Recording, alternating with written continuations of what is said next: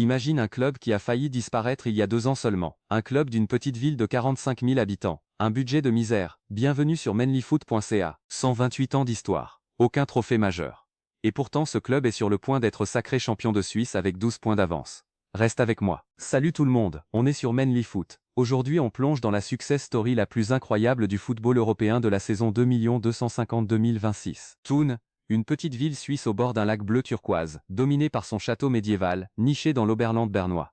45 000 âmes seulement. Le Fußball Club Thun 1898 a été fondé le 1er mai 1898, 128 ans d'histoire. Et avant cette saison, le palmarès tenait en 3 lignes seulement. 2 finales de Coupe de Suisse perdues, en 1955 et en 2019. Une seule qualification en Ligue des Champions en 2005. Aucun titre majeur. Voilà tout, c'est maigre. Mais il y a une exception. Un moment de gloire absolue.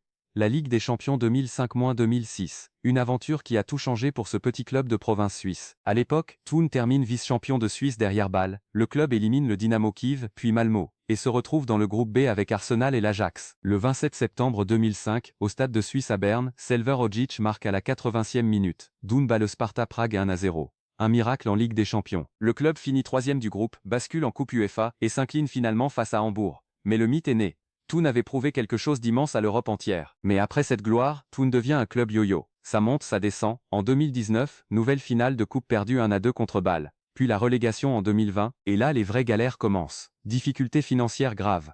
Des investisseurs américains et chinois. 5 longues saisons à ramer en 2e division, le club frôle la catastrophe totale. La saison dernière, enfin, le retour. Promu en Super League, et annoncé partout comme grand favori à la relégation. Logique, non? Personne ne croyait vraiment en eux. Personne. Sauf que rien ne va se passer comme prévu. Les chiffres d'abord. L'effectif de Thun vaut 16 millions d'euros. La deuxième valeur la plus basse du championnat suisse. 2 millions en transfert. Et puis le championnat commence, 4 victoires en 4 matchs, dont un 4-0 à Zurich. À la trêve hivernale, Thun est déjà en tête du classement, tout le monde est stupéfait. Et là, l'accélération. 10 victoires consécutives entre la 18e et la 27e journée, la 4e plus longue série de victoires de toute l'histoire de la Super League suisse. Au 5 avril 2026, après 32 journées, Thun totalise 71 points. Saint-Gall, 2e, en a 59. 12 points d'écart. 4 matchs à jouer. Le titre est virtuellement acquis. Le cerveau derrière tout ça, c'est Mauro Lustrinelli. Un nom qui dit peut-être peu de choses en dehors de la Suisse. Mais ce mec c'est une légende absolue du club de Thun. En 2004-2005, Lustrinelli marque 20 buts pour Thun, c'est lui qui porte l'équipe jusqu'à la Ligue des Champions. Il joue même la Coupe du Monde 2006 avec la sélection suisse. Puis, il revient comme entraîneur en 2022. Et sa philosophie, il l'a résumée à la BBC en une seule phrase. Si on peut marquer en 2 passes, pourquoi en faire 10 ou 20? Et les statistiques collent parfaitement à la phrase.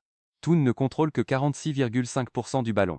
Mais le club est premier au classement des touches dans la surface adverse. Il frappe. Devant c'est Elmin Rastoder qui guide l'attaque avec 12 buts. Derrière lui Christopher Ibailly et Leonardo Berton avec 9 buts chacun. Une équipe collective, pas une star solitaire. Et le jeune Ethan Maitri, 20 ans seulement, 8 buts, formé entièrement au club. Un enfant du club qui devient héros.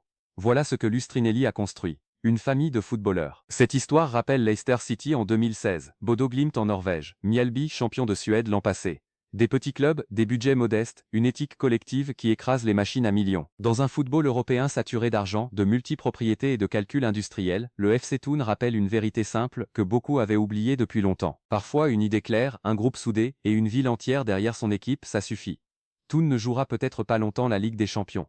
Mais l'histoire est déjà écrite. Thun 1898, 128 ans d'attente, 2 relégations, des galères financières, des investisseurs qui passent, et finalement, un titre de champion de Suisse. La plus belle des récompenses collectives. Si cette vidéo t'a plu, laisse un pouce bleu, abonne-toi à Manly Foot, et dis-moi en commentaire, c'est plus fort que Leicester 2016, partage avec tes amis. À très vite sur manlyfoot.ca.